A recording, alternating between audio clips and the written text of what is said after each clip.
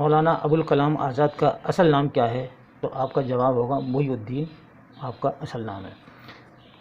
دوسرا سوال آتا ہے ہندوستان آزاد ہوا تو ابوالکلام آزاد ہندوستان کے پہلے وزیر تعلیم بنے، یعنی ایجوکیشن منسٹر جو ہندوستان کے تقسیم ہند کے بعد بنے وہ تھے مولانا ابوالکلام آزاد۔ اگلا ہے ابوالکلام آزاد کس جیل میں نظر بند کیے گئے تھے؟ تو جواب ہے احمد نگر کی جیل میں آپ کو نظر بند کر دیا گیا تھا۔ یہ مولانا کے مشہور اخبار کے نام کیا ہیں؟ الہلال، البلاغ، یہ دو ان کے مشہور اخبار ہیں جنہوں نے اردو ادب میں بڑا رول کیا ہے۔ مولانا کے کس اخبار سے اردو ادب کو سب سے زیادہ فیض پہنچا؟ یہ سوال ہے تو جواب دیجیے گا الہلال سے، جس میں مولانا کے ساتھ دوسرے انشا پردازوں کے مضامین بھی شامل تھے اس اخبار میں الہلال میں۔ مولانا کی پیدائش کہاں ہوئی؟ تو جواب ہے مکہ معظمہ میں آپ پیدا ہوئے 1888 میں۔ مولانا کا انتقال یعنی ابوالکلام آزاد کا انتقال کس سن میں ہوا؟ 1978 میں آپ کا دلی میں انتقال ہوا، اور آپ کا مقبرہ جو ہے وہ دلی کی شاہی جامع مسجد جو پرانی دلی میں واقع ہے اس کے ٹھیک سامنے پارک میں آپ کا مقبرہ موجود ہے۔ اگر آپ نے کبھی جامع مسجد دیکھی ہے دلی کی تو ہو سکتا ہے کہ اس مزار کو آپ نے دیکھا ہوگا، اور نہیں دیکھا ہے جب بھی کبھی آپ کا جانا ہو تو دیکھیے گا مولانا ابوالکلام آزاد کا وہاں مزار موجود ہے۔ اب آئیے مولانا کی پیدائش کہاں ہوئی؟ تو جواب دیجیے گا مکہ معظمہ میں ہوئی 1888 میں، یہ بھی ہم آپ کو بتا چکے ہیں۔ مولانا ابوالکلام آزاد کے خطوط کیا ہیں؟ تو جواب ہے ایک ڈائری ہے جو انہوں نے جیل میں لکھی تھی، یعنی جس کو ہم آپ بیتی کہتے ہیں، سوانح کہتے ہیں۔ تو جیل میں جو آپ نے رہ کر اپنے حالات لکھے ہیں وہ ایک ڈائری کی شکل میں لکھے ہیں، اور یہی مولانا کے خطوط غبار خاطر کے نام سے شائع ہوئے۔ ان کے خطوط کا مجموعہ کب اور کس نے شائع کیا؟ تو مولانا آزاد کے جو سیکریٹری تھے اجمل ان کا نام تھا، اور مولانا کی رہائی کے بعد آپ نے ان خطوط کو شائع کیا۔ یہ بھی یاد رکھیے گا مولانا ابوالکلام آزاد نے یہ خطوط کس کے نام لکھے تھے جیل میں؟ تو جواب ہے حبیب الرحمن خان شیروانی، یہ علی گڑھ کے رہنے والے ہیں، اور ان کی کوٹھی کا نام آج بھی ہے، اور آج بھی ان کے خاندان کے لوگ رہتے ہیں حبیب منزل کے نام سے۔ یہ مورس روڈ پر ہے، اور یہ سول لائن میں علی گڑھ مسلم یونیورسٹی کا جو ایک ڈگری کالج ہے عبداللہ کالج، اسی روڈ پہ یہ واقع ہے۔ اب آئیے دوستو ہم یہ غبار خطوط کے بارے میں آپ کو پڑھ کر بتاتے ہیں۔ مولانا ابوالکلام آزاد ملک و قوم کی وہ عظیم ہستی ہیں جن کا نام تاریخ ہند اور تاریخ ادب میں قوم و زبان کی حیثیت سے سنہرے الفاظ میں لکھا جائے گا۔ ابوالکلام کی نثر سے پہلے ادب میں محمد حسین آزاد کی رنگین اور دلکش نثر تھی، ساتھ ہی سر سید نے سلیس رواں نثر کی بنیاد ڈالی تھی، لیکن آزاد کے مقلد ان کے تقلید سے باز آتے تھے۔ اب یہاں مقلد لفظ آیا ہے تو ہمیں اس کے معنی بھی جان لینا چاہیے۔ مقلد کے معنی ہیں تقلید کرنے والا، یعنی مرید وہ مسلمان جو چاروں اماموں کو مانتا ہو۔ مولانا آزاد ایسے نثر نگار ہیں جن کی نثر میں آزاد کی رنگینی، لطافت اور سجاوٹ بھی ہے، اور سر سید کی سی سادگی اور سلاست بھی مولانا نے دونوں طرز تحریر کا امتزاج کر کے اپنی نثر میں انفرادیت پیدا کر دی ہے۔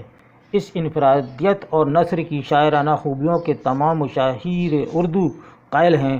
حقیقت یہ ہے کہ مولانا کا اسلوب نگارش نہایت دلکش اور سادہ ہے۔ آزاد کا مکتوب نگاری میں بھی اہم مقام ہے۔ غبار خاطر مولانا کے خطوط کا مجموعہ ہے۔ ان کے خطوط میں مولانا کی مستند، مسجع اور رنگین نثر و اسلوب بیان کے بہترین نمونے موجود ہیں۔ یہ اردو ادب میں سنگ میل کا درجہ رکھتی ہیں۔ سنگ میل اکثر جملہ استعمال ہوتا ہے تو سنگ میل کہتے ہیں کہ جس طرح سے آپ یہ سمجھ لیے کہ ہم کبھی سفر کرتے ہیں تو راستے میں کلومیٹر کا جو پتھر لگتا ہے اور وہ جو لگ گیا پتھر وہ کوئی ہٹا نہیں سکتا، اور وہیں سے اس کا ناپ ہوتا ہے، وہیں سے اس کا میلان ہوتا ہے، وہیں سے اس کا میل شروع ہوتا ہے۔ تو اسی لیے وہ سنگ جو ہے، سنگ کہتے ہیں پتھر، اور میل کہتے ہیں جو کلومیٹر کا دائرہ ہوتا ہے، لمبائی ہوتی ہے۔ تو یہ میل کا وہ پتھر یہاں استعمال ہوا، سنگ میل۔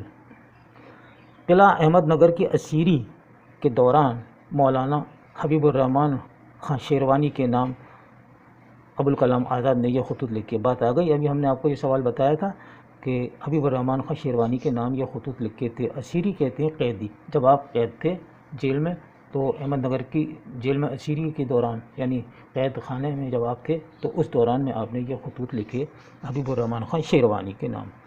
مولانا کی رہائی کے بعد ان کے سیکریٹری اجمل صاحب نے غبار خاطر کے نام سے یہ کتاب شائع کرا دیا۔ دیکھیے بات آ گئی، ابھی ہم نے آپ کو یہ سوال بتایا۔ یہ خطوط دراصل مولانا ابوالکلام آزاد کی ڈائری ہے، جن میں مولانا نے قید خانے کی کارگزاریاں بھی بیان کی ہیں۔ صبح سے شام تک مصروفیات جیل کی زندگی کا بیان ہے۔ یہ مجموعہ مولانا کی بے پناہ ادبی صلاحیتوں کا ثبوت ہے، ان کی زندگی کا آئینہ بھی ہے۔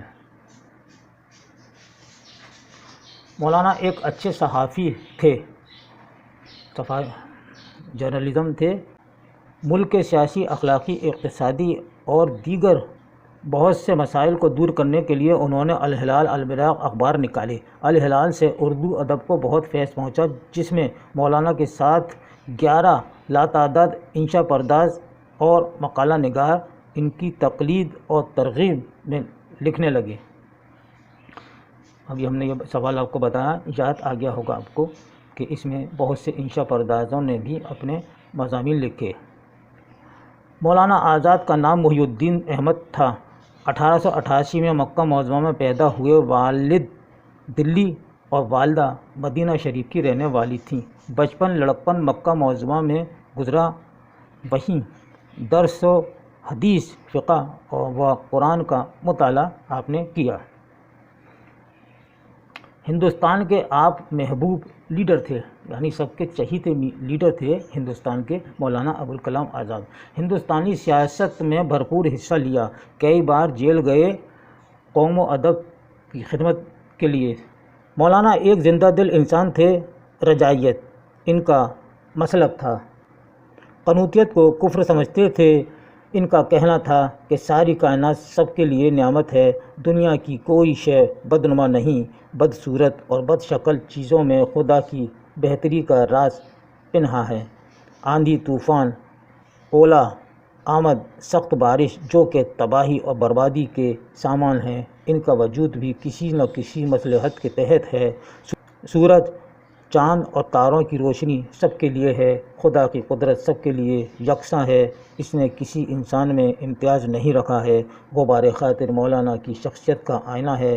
اس اقتباس سے مولانا کی رجائیت کا اندازہ بآسانی سے ہو جاتا ہے۔ رجائیت لفظ استعمال ہوا ہے یہاں 2 جگہ، تو اس کے معنی ہیں اچھے خیالات رکھنے والا، یعنی تصویر کا روشن پہلو، یہ اس کے معنی ہوتے ہیں رجائیت۔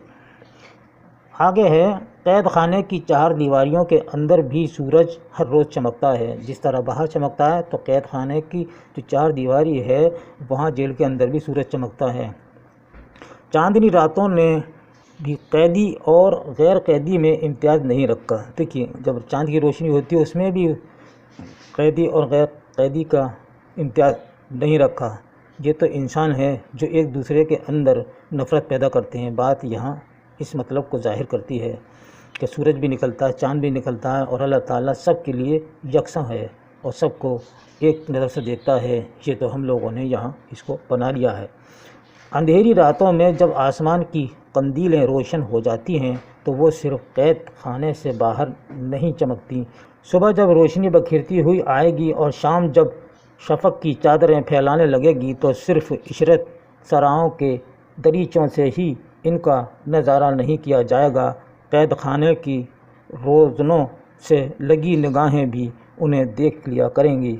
مولانا کی طرز تحریر بے مثل ہے، انشا میں علمی شان پائی جاتی ہے۔ الہلال اور البلاغ کے مضامین میں آپ کی طرز تحریر شگفتہ اور رنگین ہے، زبان شیریں صاف رواں ہے، جملوں میں توازن و تسلسل ہے۔ عربی فارسی تراکیب کا استعمال خوش سلیقی کے ساتھ کیا گیا ہے۔ مولانا کا مطالعہ نہایت وسیع ہے۔ تفسیر القرآن آپ کا مایہ ناز کارنامہ ہے، صرف مقالہ نگار کی حیثیت سے ہی بے حد مقبول ہیں۔ الہلال البلاغ میں بلند پایہ مقالے ملتے ہیں، اس سے نئی طرز نگارش کا آغاز ہوتا ہے جسے ادب لطیف کہتے ہیں۔ اردو کے دلچسپ اور معلوماتی ویڈیو دیکھنے کے لیے ایم خورشید خاں کا اردو ادب یوٹیوب چینل کو ضرور سبسکرائب کریں اور گھنٹی کے نشان کو ایک بار دبا دیں تاکہ ہماری ہر نئی ویڈیو کا نوٹیفیکیشن آپ کو سب سے پہلے مل جائے۔ مزید معلومات کے لیے رابطہ کریں 8477965321 پر۔